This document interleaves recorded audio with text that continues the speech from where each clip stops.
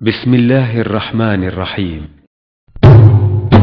لا لا لا لا لا لا لا لا لا لا لا لا لا لا لا لا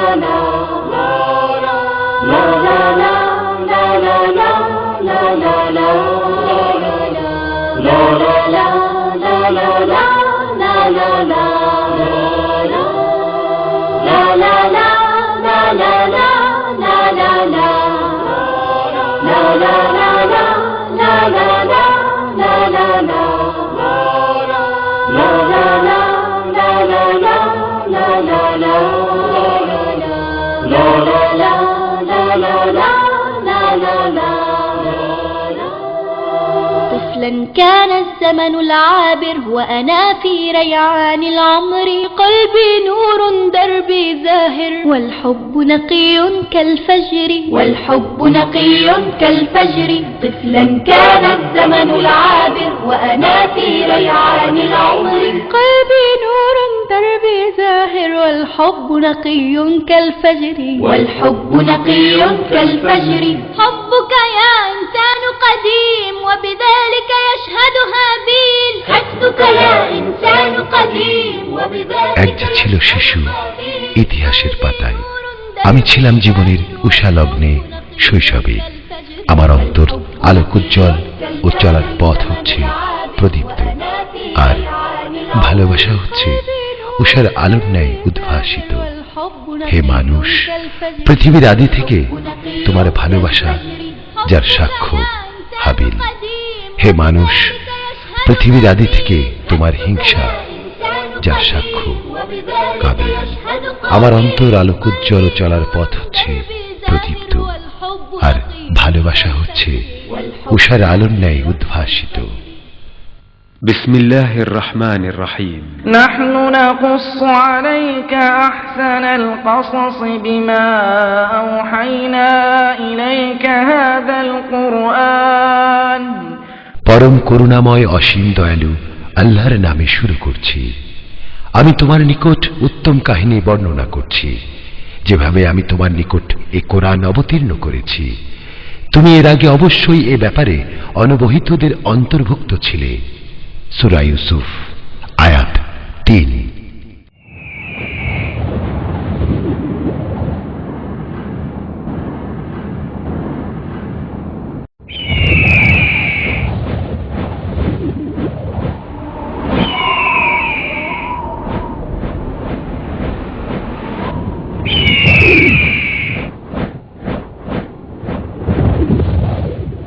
আল্লাহ তাআলা আমাদের আদি পিতা হযরত আদম আলাইহিস সালামকে দুজন সন্তান দান করলেন, হাবিল ও কাবিল। তারা দুজনেই ছিলেন নওজোয়ান ও শক্তিশালী, কিন্তু তাদের দুজনের কাজকর্মের পার্থক্য ছিল। আমরা জানি যে দুঃসাহসী হয় সে তার ঈমান, ধৈর্য, আনুগত্য এবং অন্যদের সাথে ভালো আচরণের মাধ্যমে নিজ বীরত্বকে ফুটিয়ে তোলে, দুশ্মনের মাধ্যমে নয়।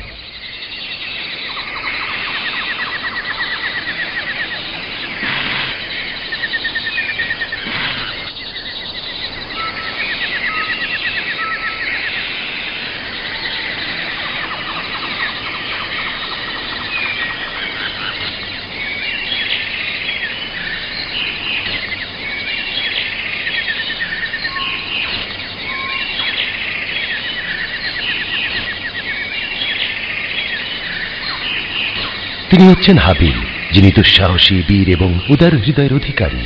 একদিন তিনি হরিণ শিকারের জন্য প্রস্তুত হয়ে একটি হরিণের দিকে গভীর দৃষ্টিপাত করে মহান স্রষ্টার সৃষ্টি সম্পর্কে চিন্তা করতে লাগলেন। তিনি ভাবলেন যে বিবেকবানদের জন্য এটা অত্যাবশ্যক নয় কি সে এই জীবজন্তু ও স্রষ্টার বরত্ব সম্পর্কে চিন্তা করবে। আল্লাহ বহুত পবিত্র, তিনি সব কিছুর মালিক।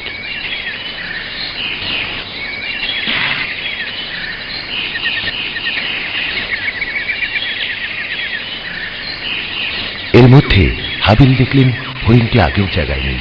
তিনি ডান দিকে তাকিয়ে দেখলেন হরিণটি যেন করুণ সুরে তাকিয়ে বলছে, আমি আশা করি আপনি আমাকে হত্যা করবেন না।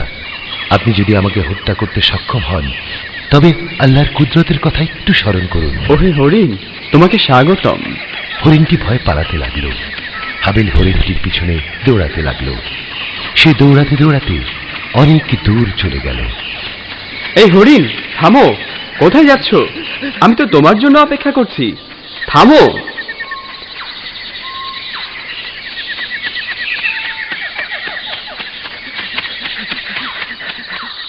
হরিণ দ্রুত পলায়ন করল। হাবিল হরিণটিকে দেখতে পাচ্ছিল না।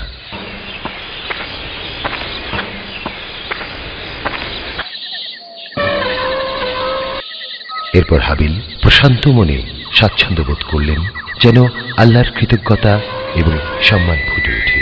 হাবিল নিশ্চুপ হয়ে প্রাণীদের কথা ভাবছিলেন এবং চিৎকার করে বলছিলেন, আল্লাহ সুবহানাহু এই প্রাণী জগতের স্রষ্টা নন? তিনি এগুলোকে আমাদের অনুগত করেননি? আল্লাহ তাআলা নভমণ্ডল এবং ভূমণ্ডলের সবকিছুকে আমাদের অনুগত এবং সব জীবকে জোড়া জোড়া করে সৃজন করেছেন।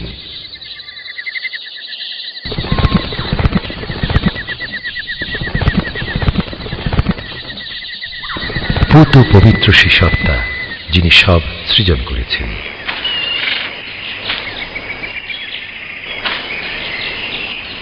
হাবিল হরিণটিকে খুঁজতে লাগলেন এবং ডানে ও বামে সব দিকে তাকাচ্ছিলেন, যাতে হরিণটি পালাতে না পারে।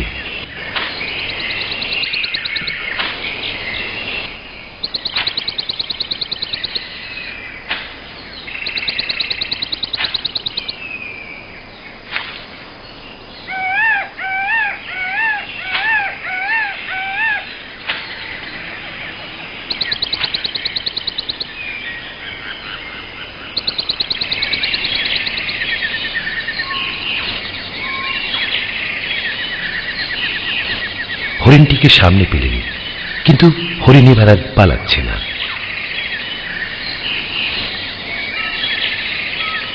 হরিণটি হাবিলকে দেখে পা পা করে পেছনে যেতে লাগলো। হাবিল আস্তে আস্তে হরিণটির দিকে এগোচ্ছে, যাতে সহজে হরিণটিকে কাবু করা যায়।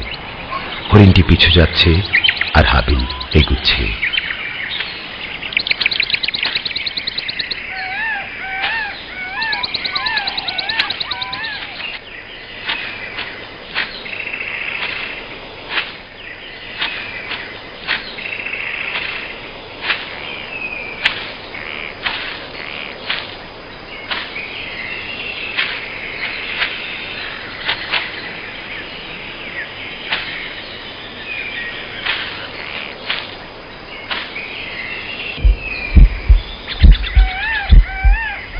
হরিণটি থমকে দাঁড়াল।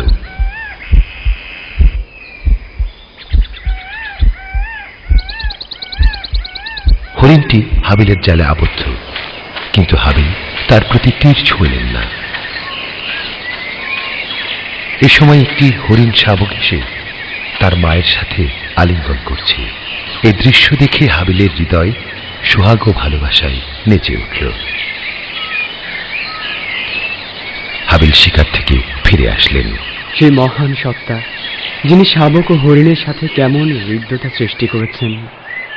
না না, আমি তাকে হত্যা করতে পারবো না। এই বাচ্চা ও তার মায়ের সঙ্গে বিচ্ছেদ ঘটাতে পারবো না।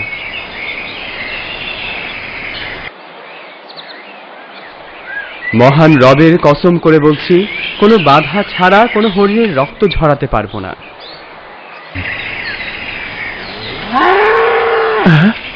হাবিল প্রচন্ড গর্জন শুনে ডান দিকে তাকালেন। এরপর পিছে অনেকগুলো হিংস্র জন্তু দেখতে পেলেন, যারা তার দিকে ধেয়ে আসছে।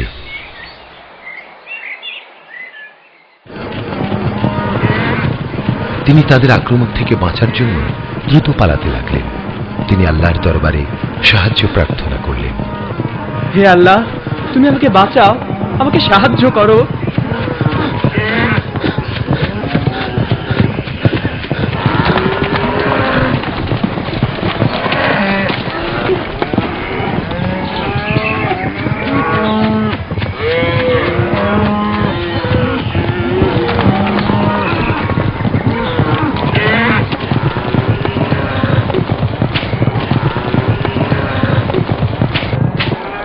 তার দোয়া কবুল করলেন। তিনি সামনে একটা পুকুর পেলেন এবং পানিতে ঝাঁপিয়ে পড়লেন।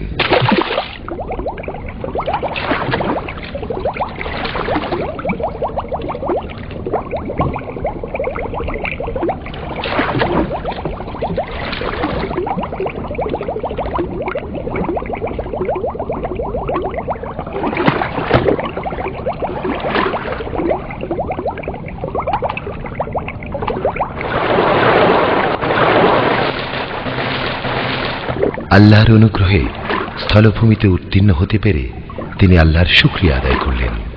সমস্ত প্রশংসা তার, যিনি আমার ডাকে সাড়া দিয়েছেন এবং আমাকে সঠিক পথ প্রদর্শন করেছেন। তিনি হেদায়েত না করলে আমরা হেদায়েত পেতাম না। হাবিল তার ভাইয়ের কাছে ফিরে আসতে দেরি করল। সে তার জন্য দীর্ঘ অপেক্ষা করছিল। রাতের পর রাত গড়াচ্ছে, কিন্তু হাবিল ফিরে আসছে না।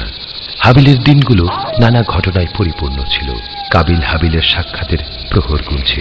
আদম আলাইহিসসালাম নিজ পুত্র হাবিল ও কাবিলকে পরস্পরকে সাহায্য করার জন্য ওসিয়ত করেন, কিন্তু কাবিল হাবিলের প্রতি শত্রুতা পোষণ করত।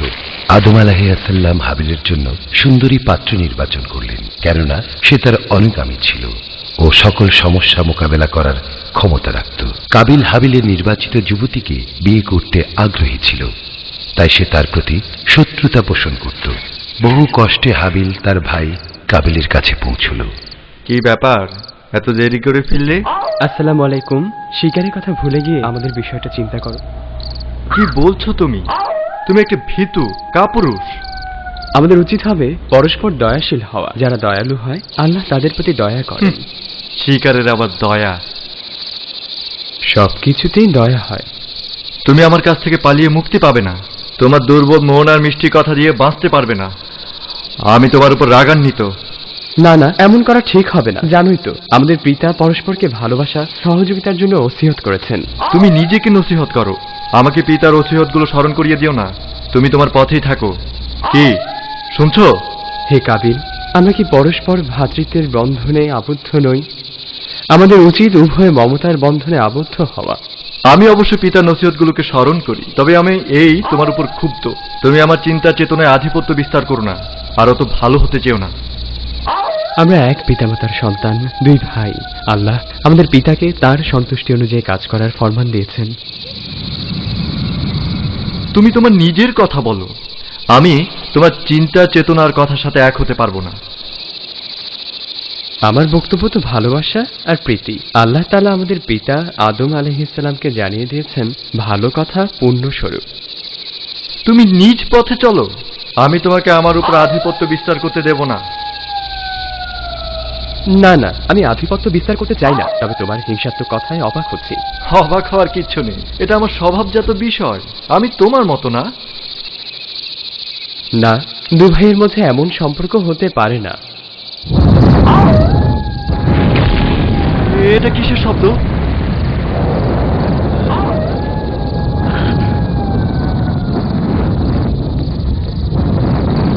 ভাই কাবিল, ওই আগুনের লেলিহান শিখার দিকে তাকিয়ে দেখো, সবকিছু পুড়িয়ে ছাই করে দিচ্ছে। আমাদের উচিত বাঁচার জন্য একটা কিছু করা। আল্লাহর কাছে ক্ষমা চাওয়া ছাড়া আর কোনো পথ নেই। বিসমিল্লাহির রহমানির রহিম। তুমি যখন দৃঢ় সংকল্প করো তখন আল্লাহর উপর ভরসা করো। হাবিল আল্লাহর কাছে প্রার্থনা করল, হে আল্লাহ, আমাদেরকে জাহান্নাম থেকে মুক্তি দাও এবং এমন কাজ থেকে বিরত রাখো যা আমাদেরকে জাহান্নামের দিকে নিয়ে যায়। হাবিল কাবিলের কোনো কথাই ভ্রুক্ষেপ করছিল না। ভালোবাসা সম্প্রীতির উত্তম পন্থা হচ্ছে ক্ষমা এবং উদারতা। এই পন্থা বন্ধু ও ভাইদের মধ্যে সৃষ্ট সকল শয়তানি ষড়যন্ত্রকে নস্যাৎ করে দেয়। হাবিল নিজ কাজে ফিরে যায় এবং চিন্তামগ্ন হয়ে নিজ ভাইকে সন্তুষ্ট করার জন্য প্রচেষ্টা করে।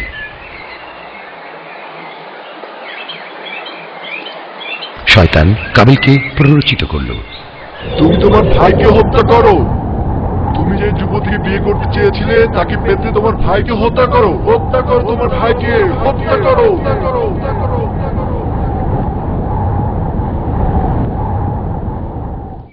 প্রত্যুষে তারা দুজনে আল্লাহর দরবারে কোরবানি পেশ করার জন্য বের হল।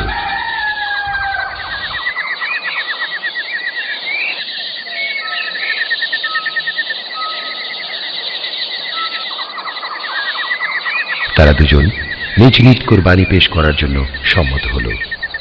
যার কোরবানি কবুল হবে তার ভাগ্যে জুটবে সেই সুন্দরী যুবতী। হে আল্লাহ, তোমার প্রশংসা করছি। তুমি যে নিয়ামত দান করেছো তার জন্য কৃতজ্ঞতা প্রকাশ করছি। আশা করি তুমি আমার ভাইকে সঠিক পথ দেখাবে এবং আমার প্রতি দয়া দেখাবে। নিশ্চয়ই শয়তান মানুষের প্রকাশ্য দুশমন। শয়তান কাবিলের ইমানের দুর্বলতার সুযোগকে কাজে লাগিয়ে দু ভাইয়ের মাঝে বিদ্বেষ বাড়িয়ে দেয়। কাবিল যে কোনোভাবে নিজ ইচ্ছা এবং বাসনাকে পূরণ করতে বদ্ধপরিকর। হাবিল, তুমি কখনো আমার উপর বিজয়ী হতে পারবে না। আমি তোমাকে ছাড়বো না, আমি বিজয়ী হবই হব। যখন কুরবানি পেশ করার সময় হল, তখন কাবিল কোরবানির জন্য তার চাষাবাদকৃত জমি থেকে উৎকৃষ্ট ফল ফলাদি নিয়ে কোরবানি পেশ করার সংকল্প করল এবং সে উৎকৃষ্ট ফল ফলাদি নিয়ে নির্ধারিত স্থানের উদ্দেশ্যে রওনা হল। কাবিল ছিল দাম্ভিক ও অহংকারী। আল্লাহর পক্ষ থেকে নির্ধারিত তকদিরে সে সন্তুষ্ট ছিল না। দুর্বল ইমানদার, আল্লাহ সুবহানাহুর অকৃতজ্ঞ। শয়তান কাবিলের কাছে আসতে সক্ষম হল এবং নিজ ভাইয়ের বিরুদ্ধে তাকে খেপিয়ে তুলল। এমনিভাবে হাবিলও নির্দিষ্ট স্থানের উদ্দেশ্যে উত্তম দ্রব্যাদি নিয়ে রওনা হল। সে প্রত্যেক পদে পদে আল্লাহকে স্মরণ করতে লাগল।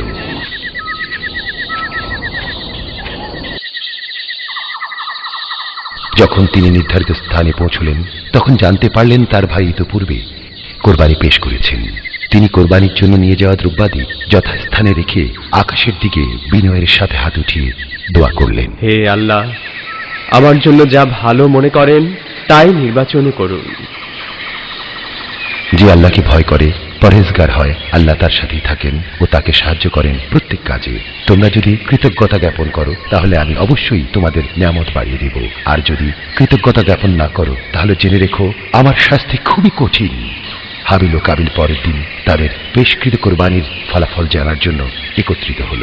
এটা অতি সুস্পষ্ট যে আল্লাহ তাআলার বন্ধনে বিশ্বাসী হাবিলের দেয়া কোরবানি কবুল করলেন আর কাবিলের কোরবানি কবুল করেননি। আর তাই সে তার ভাইকে প্রত্যাখ্যান করল। তার চক্ষুদয়ে অনিষ্টতা ফুটে উঠল।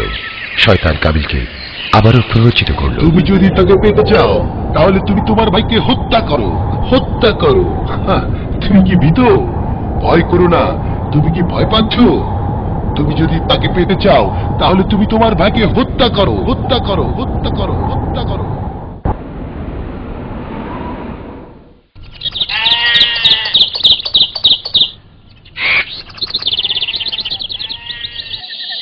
কাবিল শয়তানের প্ররোচনায় সাড়া দিল। সে শয়তানের পদাঙ্ক অনুসরণ করে ক্ষতিগ্রস্তদের অন্তর্ভুক্ত হল। একদিন হাবিল দুম্বা চড়াতে গিয়ে বিশ্রাম নিচ্ছিল। এর মধ্যে হাবিল দেখতে পেল কাবিল বড় একটা পাথর নিয়ে তার দিকে এগিয়ে আসছে।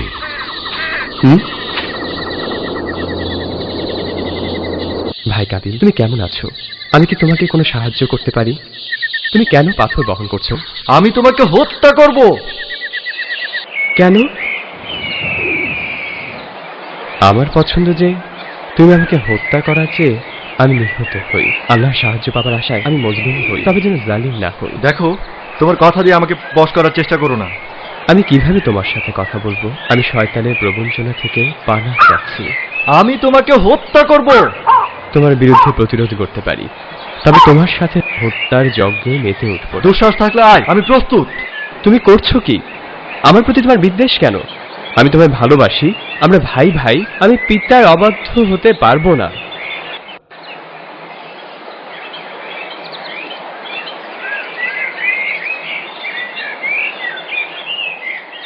কাবিল একটি পাথর উঠিয়ে তার ভাইয়ের দিকে উদ্যত হল, কিন্তু হাবিল নিজ স্থানে স্থির থাকল আর তার ভাইয়ের দিকে লক্ষ্য করল যে সে কি ঘটায়।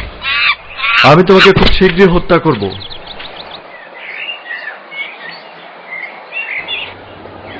হাবিল পেরেশান মন নিয়ে তার ভাইকে রেখে আসলো আর সর্বাবস্থায় মহান রবের দরবারে আশ্রয় প্রার্থনা করছিলেন। আল্লাহ তাআলা তাকে প্রশান্তি দান করলেন এবং তার আস্থাকে আরো তেজদীপ্ত করে দিলেন। ন্যায় বিচার, আল্লাহর রহমত ও ক্ষমা সবকিছুই বিদ্যমান। হাবিল প্রশান্ত মনের ধারক ও ভয়মুক্ত ছিলেন। হাবিল ভালোবাসত যে তার ভাইয়ের অন্তরটা ভালো হোক, যাতে তারা দুজনে খোদা প্রদত্ত পুরস্কার ভোগ করতে পারে ও সুখময় জীবনযাপন করতে পারেন। তবে তিনি তার ভাইয়ের কথা শুনে দুশ্চিন্তাগ্রস্ত হয়ে যান। হাবিল ভালো ব্যবহারের মাধ্যমে তার ভাইকে রেখে আসেন।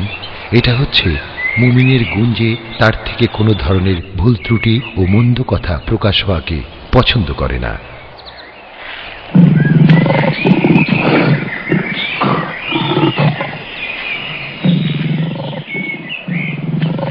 একদিন তারা দুই ভাই জঙ্গলে একত্রিত হলো। তাদের দুজনের কথা শোনার জন্য একটা চিতাবাঘ উপস্থিত হলো।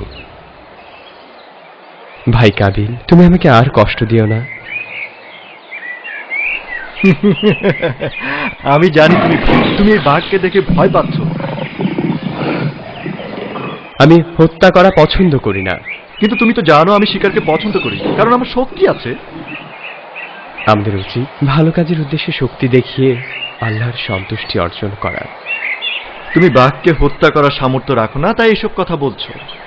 ভাই কাবিল, তুমি বেশি বাড়াবাড়ি করো না। আল্লাহর কসম করে বলছি, আমি কোনো ধরনের রক্ত প্রবাহিত করব না। বাঘটি পুরোপুরি দৃশ্যমান হলো।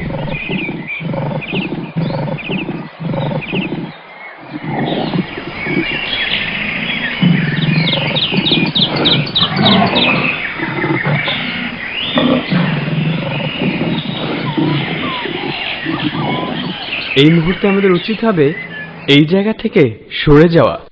তুমি আমার উপর প্রভাব খাটাতে চেও না। আমি এখানে একাই থাকবো। তোমার মন চাইলে তুমি চলে যাও। বাঘটি পাহাড়ের উপর ক্ষুধার্ত। চলো আমরা এই স্থান ত্যাগ করি। না না, আমি কখনো যাব না। আমি তোমার মতো ভীতু নই। আমি এটা প্রমাণ করব যে আমি তোমার চাইতে শক্তিশালী। আমি বাঘকে হত্যা করব, কেননা আমি দুঃসাহসী, কাপুরুষ নই। হ্যাঁ ভাই, আমি সত্যিই ভীতু।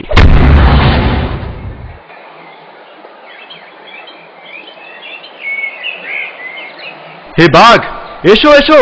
আমি দুঃসাহসী কাবিল। আমি তোমাকে হত্যা করব। তোমাকে দীর্ঘ সময় দেব না। হে ভীতু বাঘ, তুমি কিসের অপেক্ষা করছো? তোমার দাঁতকে শিকারের জন্য ধার দিও না। আমি তোমাকে ভয় করি না। আমি প্রস্তুত। তুমি এসো এসো এসো, দুঃসাহসী কাবিলের কাছে এসো। وأخي قابيل يرافقني يؤلمني حقا يؤذيني يضربني حينا يقلقني ينهرني دوما يرميني। আমার ভাই কাবিল সব সময় আমার পেছনে লেগেই থাকে। হে বাঘ, এসো এসো। আমি দুঃসাহসী কাবিল। আমি তোমাকে হত্যা করব। তোমাকে দীর্ঘ সময় দেব না। হে ভীতু বাঘ, তুমি কিসের অপেক্ষা করছো? আমি তোমাকে ভয় করি না। আমি প্রস্তুত। তুমি এসো এসো এসো এসো, দুঃসাহসী কাবিলের কাছে এসো। এসো এসো ভীতু বাঘ।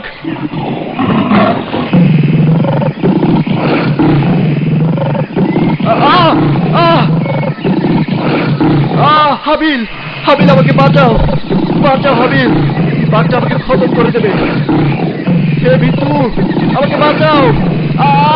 বাঘটা আমাকে মেরে ফেললো। বাঁচাও, বাঁচাও।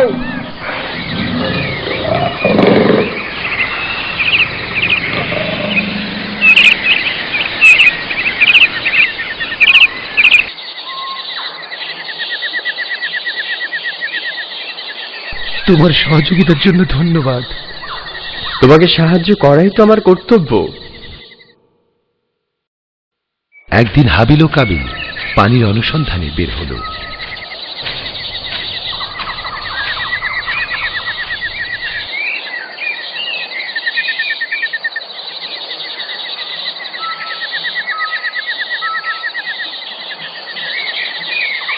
পথিমধ্যে তাদের একটি গর্ত পার হওয়ার প্রয়োজন হলো। গর্তের উপর একটি গাছের ডাল ছিল। কাবিল ওই সরু ডালের উপর দিয়ে পার হয়ে গেল। হাবিল ওই সরু ডাল অতিক্রম করতে গিয়ে ভয় পেল। হাবিল ডেকে বলল, দেখো দেখো কাবিল, গাছের ডালটা নড়ছে। এসো, আমাকে সাহায্য করো। আমাকে পার হতে সাহায্য করো ভাই। ভাই কাবিল, কাবিল, কাবিল, কাবিল, আমাকে সাহায্য করো কাবিল, কাবিল, কাবিল, কাবিল, কাবিল, আমাকে বাঁচাও কাবিল, কাবিল, আমাকে সাহায্য করো কাবিল, কাবিল, কাবিল।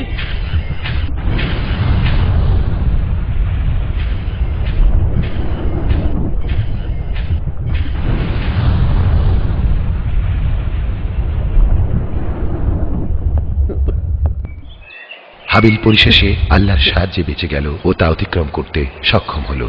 যে আমার হেদায়েতের অনুসরণ করে সে পথভ্রষ্ট এবং দুর্ভাগা হয় না।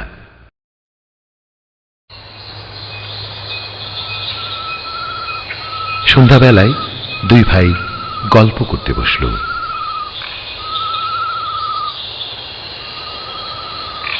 নিশ্চয় একজন মুমিন বিপদের সময় অন্যের দিকে সাহায্যের হাত প্রসারিত করে, কিন্তু তুমি কেন আমাকে সাহায্য করনি? আমি ভেবেছি তুমি শক্তিশালী, তোমার সাহায্যের প্রয়োজন। অবশ্য আজ যা ঘটেছে আমি তা নিয়ে কথা বলতে চাই না। আমি দুঃখিত তুমি আমাকে সাহায্য করনি, তবে তোমার রাগের কারণ তো বুঝলাম না। বিয়ের বিষয়টা কোনো ব্যাপার না, এ নিয়ে ঝগড়া করার ইচ্ছে আমার নেই। আমি আল্লাহর হুকুম অমান্য করতে পারবো না। আল্লাহ আমার কোরবানি কবুল করেছেন। আমি না তোমাকে কতবার বলেছি তোমার কথা আর কাজ দিয়ে আমাকে প্রভাবান্বিত করতে চেষ্টা করবে না। আমি তোমাকে কখনো কোনো বিষয় নির্দেশ করব না। আমি তোমাকে আমার চেয়ে উত্তম দেখতে চাই। তোমার কাছে যদি কোনো নসিহত থাকে তাহলে আমাকে নসিহত করো, যা আমার উপকারে আসবে। আমি সে অনুযায়ী আমল করব। প্রত্যেক মুমিনের উপর কর্তব্য হলো অপর ভাইকে নসিহত করা। আমার কাছে এমন কোনো নসিহত নাই যা তোমার উপকারে আসবে। তোমার কাছে অনেক কল্যাণ রয়েছে, তুমি আল্লাহর প্রশংসা করো, দুনিয়াকে সুন্দর দেখতে পাও। আমার জীবনের ব্যাপারে তোমার কোনো কথা নেই, আমি আল্লাহর প্রশংসা করছি। তোমার জন্য যথেষ্ট যে আমাদের পিতা আমার চেয়ে তোমাকে বেশি পছন্দ করতেন। নিশ্চয়ই আমাদের পিতা দুজনকে একসাথে ভালোবাসতেন, তিনি আমাদের মাঝে কোনো পার্থক্য করেননি। তুমি অযথাই পার্থক্য করছো। নিশ্চয়ই পিতামাতার সন্তুষ্টি আল্লাহর সন্তুষ্টি। আমাদের উচিত হবে পিতামাতার খেদমত করা, কারণ তারা বার্ধক্যে উপনীত হয়েছে। তোমার কাজকর্ম আমাকে তার থেকে দূরে সরিয়ে দিয়েছে, তার একমাত্র কারণ তুমি আমাকে দূরে সরানোর জন্য কাজ করছো। তুমি পিতার কথা মতো চলো বলেই তোমাকে আমার উপর প্রাধান্য দিয়েছেন। দেখো, আমি তোমাকে সম্মান করি, কারণ তুমি আমার ভাই। তোমাকে সন্তুষ্ট করার জন্য আমি কি করতে পারি? দেখো, তোমার কথা দিয়ে আমাকে ধোকা দিও না। আমি সিদ্ধান্ত নিয়েছি, হয় তাকে বিয়ে করব কিংবা পৃথিবী থেকে বিদায় নেব। আর হ্যাঁ, আমাদের পিতা যখন আসবেন তখন তাকে আমার এই সিদ্ধান্তের কথা জানিয়ে দিও। আশা করি তিনি শান্ত হবেন। আমার সাথে তোমার উপস্থিতি সৌভাগ্য। তুমি এমন সিদ্ধান্ত নিও না, এই বিষয়ে কোনো চিন্তা করো না। এটা আমার নিশ্চিত সিদ্ধান্ত, এটা তোমার চিন্তার কোনো প্রয়োজন নেই। কি বুঝেছো? রাত গভীর হচ্ছে, তবু হাবিল ও কাবিল গল্পে রত। হাবিল তার ভাইকে পছন্দ করত এবং তাকে ভুল পথ থেকে ফিরিয়ে আনার প্রচেষ্টায় রত, কিন্তু তার সকল কথা ও প্রচেষ্টা ব্যর্থ হল।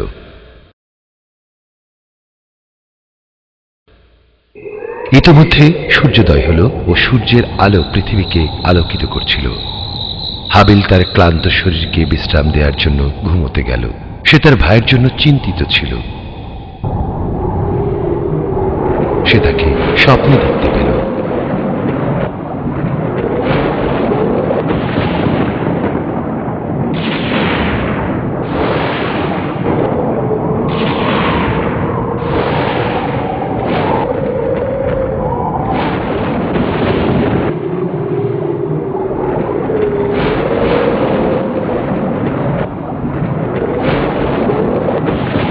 আমি চাই শয়তান যেন তোমাকে ধোঁকা না দেয়।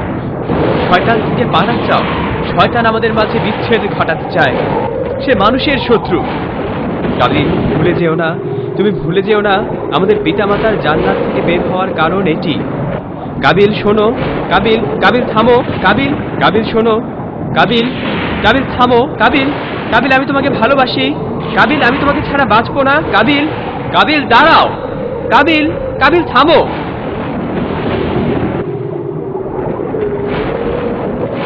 কাবিল, কাবিল, কাবিল তুমি আমার দিকে তাকাও, কাবিল আমি তোমাকে ভালোবাসি, কাবিল ওদিকে যেও না, দাঁড়াও, তুমি তুমি যেও না, কাবিল আমি আমি তোমাকে যেতে দেবো না, কাবিল তুমি কোথায় যাচ্ছ, কাবিল আমি তোমাকে দেখতে পাচ্ছি, কাবিল তুমি বিপদের মধ্যে সম্মুখীন।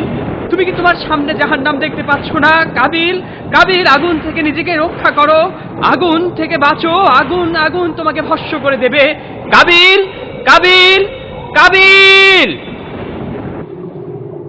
কাবিল আগুন থেকে নিজেকে রক্ষা করো, আগুন তোমাকে ভস্ম করে দেবে, কাবিল, কাবিল, কাবিল।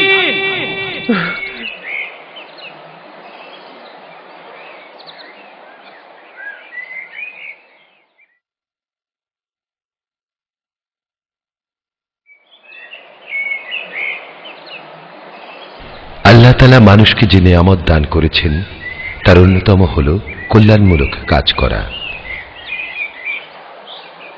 ইবাদত হল তাতে পৌঁছার মাধ্যম। শয়তান তোমাদের দারিদ্রতা এবং অশ্লীলতার প্রবঞ্চনা দেয়। কাবিল তার ভাইয়ের দিকে এগিয়ে গেল। অনিষ্টতা তার চেহারায় ফুটে উঠেছে। শয়তান তাকে প্রবঞ্চনায় আবদ্ধ করতে সক্ষম হয়েছে।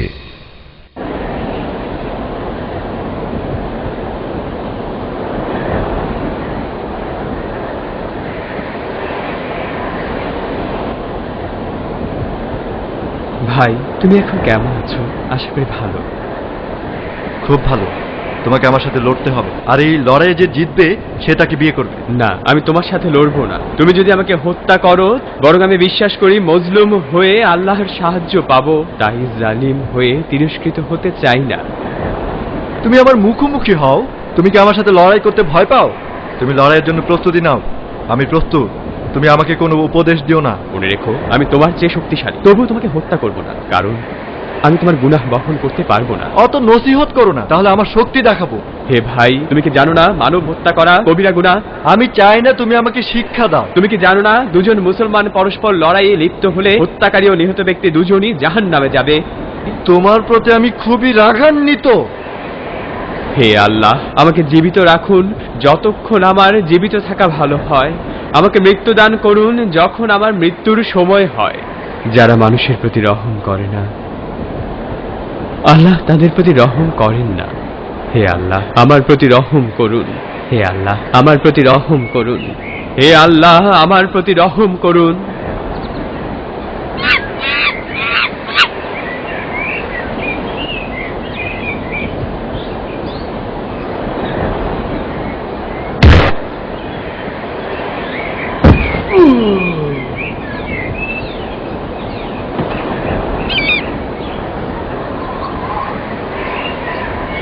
ما ذنبي حتى يقتلني؟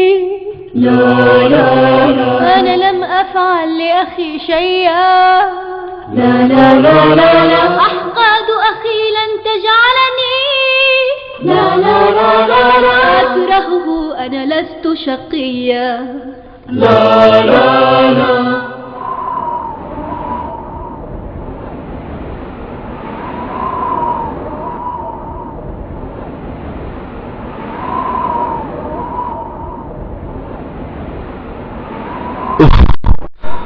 উফ, আমার মাথা ব্যথা আমাকে কষ্ট দিচ্ছে।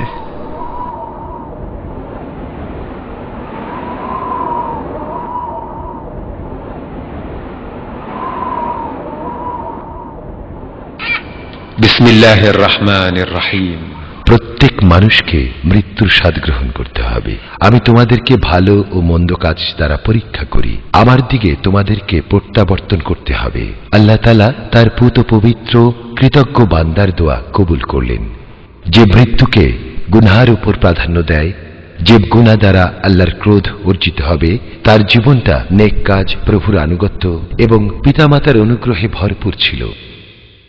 তিনি তার নম্রতা, ধৈর্য এবং নেক আমল দ্বারা পিতামাতার প্রিয় পাত্র ছিলেন।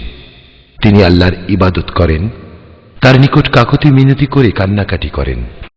আল্লাহ তার দোয়া কবুল করলেন এবং তার জন্য আমলগুলোকে সহজ করে দিলেন। তাকে নিয়ামত বাড়িয়ে দেন, তিনি পুরো হায়াতকে সুন্দর দেখতে পান।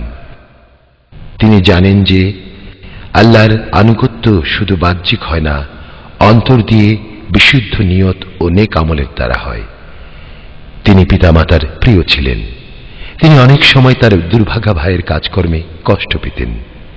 তাকে ভালোবাসা সত্ত্বেও আল্লাহর ভয় তাকে ভাইয়ের বিরুদ্ধে যে কোনো খারাপ কাজ হতে বারণ করে রাখে। হাবিব, ভাই আমার, তোমার কি হয়েছে?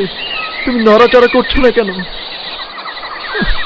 হে আল্লাহ, হে আল্লাহ, আমি কি করলাম? আল্লাহ,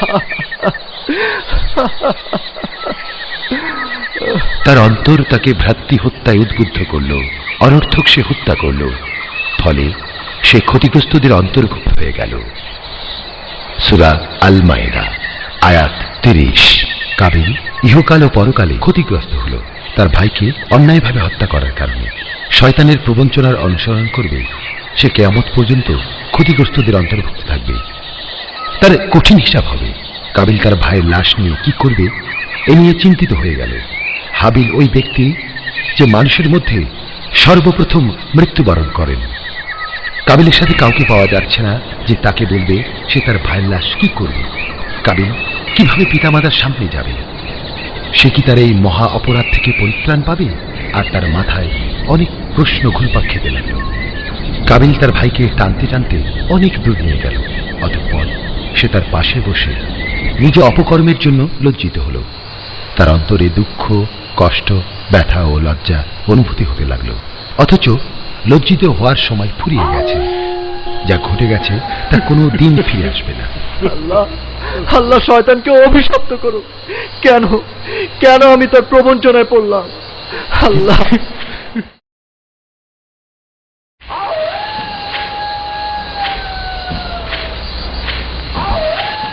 দিনের পর দিন চলে যাচ্ছে। কাবিল তার ভাইয়ের পাশে বসে নিজ কাজের কথা চিন্তা করছে। সে কবিরা গুনাহ করেছে, যে গুনাহকে দিবস ঢেকে দেয় না এবং রাত গোপন করে না। হাবিল ও কাবিলের এই ঘটনা যুগ পরম্পরায় বর্ণিত হয়ে আসছে, যাতে তা প্রত্যেক ক্ষুধাভিক্ত ব্যক্তির জন্য শিক্ষণীয় হয়। আল্লাহ তাআলা এটিকে পবিত্র কোরআনে উল্লেখ করেছেন। কাবিল ভাইয়ের লাশকে আবারও এক জায়গা থেকে অন্য জায়গায় স্থানান্তর করতে লাগলো। তার মনে হচ্ছিল যে কেউ তাকে ডাকছে, হে ভাইয়ের হত্যাকারী, হে ভাইয়ের হত্যাকারী। সে যেখানে যাচ্ছিল এই আওয়াজই শুনতে পাচ্ছিল। সে আওয়াজ শুনে সেখান থেকে পালাতে থাকে। সে অনুভব করতে পারল যে গাছপালা, তরুলতা, নদ নদী, পাহাড় পর্বত সবাই তাকে তিরস্কার করে একইভাবে ডাক দিচ্ছে। সে কি করবে এই নিয়ে চিন্তিত। সে কিছুই করতে পারছিল না। সে আল্লাহর নিকট প্রার্থনা করল যেন সে তার পিতামাতার আসার আগেই তার ভাইয়ের লাশ লুকিয়ে রাখতে পারে।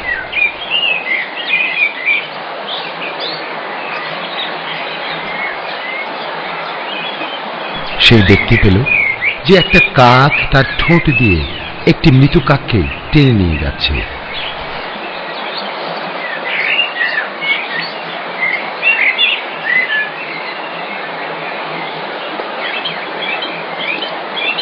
এবং সে তার পা দিয়ে একটি গর্ত করছে, আর গর্তের মধ্যে মৃত কাকটিকে ফেলে দিয়ে তার উপর মাটি ফেলে তাকে ঢেকে দিচ্ছে।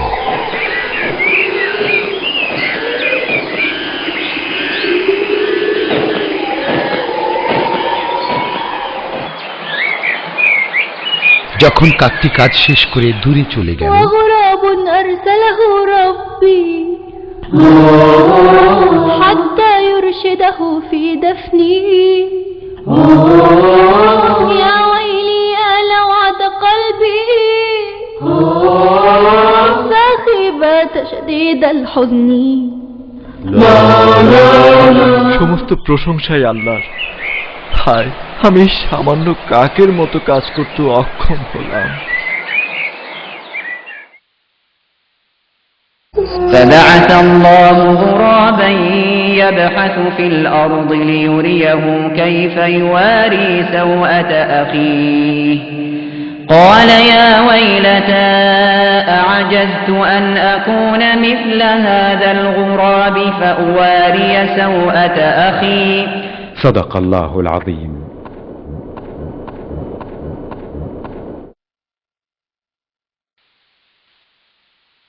অতঃপর কাবিল তাই করল যা কাক করেছে।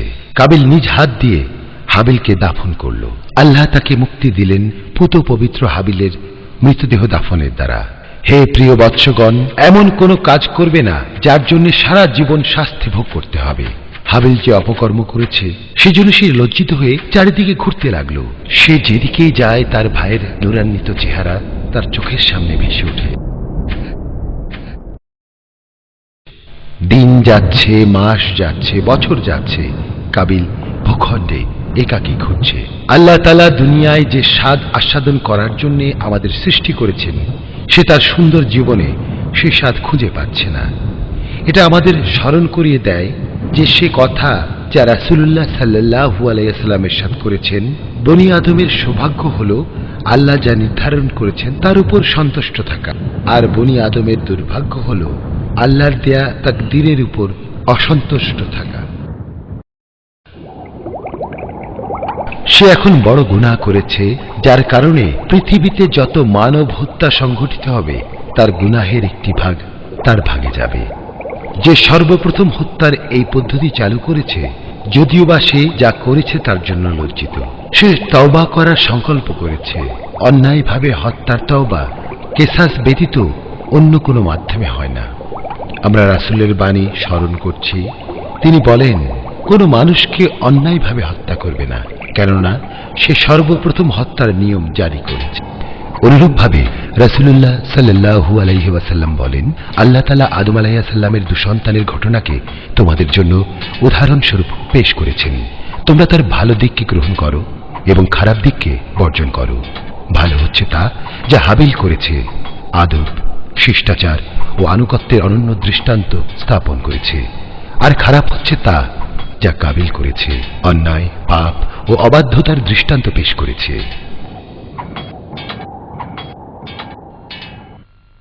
بسم الله الرحمن الرحيم واتل عليهم نبأ ابني آدم بالحق إذ قربا قربانا فتقبل من أحدهما ولم يتقبل من الآخر قال لأقتلنك قال إنما يتقبل الله من المتقين لئن بسطت إلي يدك لتقتلني ما أنا بباسط يدي إليك لأقتلك إني أخاف الله رب العالمين إني أريد أن تبوء بإثمي وإثمك فتكون من أصحاب النار وذلك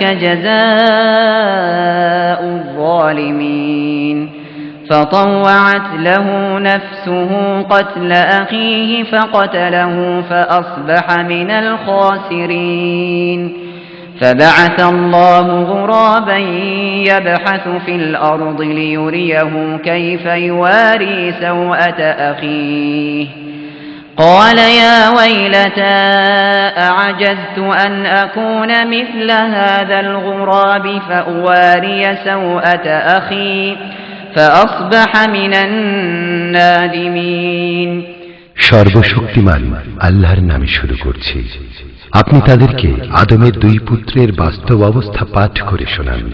যখন তারা দুজনেই কিছু উৎসর্গ করেছিল, তখন তাদের একজনের উৎসর্গ গৃহীত হয়েছিল এবং অপরজনের গৃহীত হয়নি। সে বলল, আমি অবশ্যই তোমাকে হত্যা করব। সে বলল, আল্লাহ ধর্মভীরুদের পক্ষ থেকেই তো গ্রহণ করেন। সূরা আল মায়েদা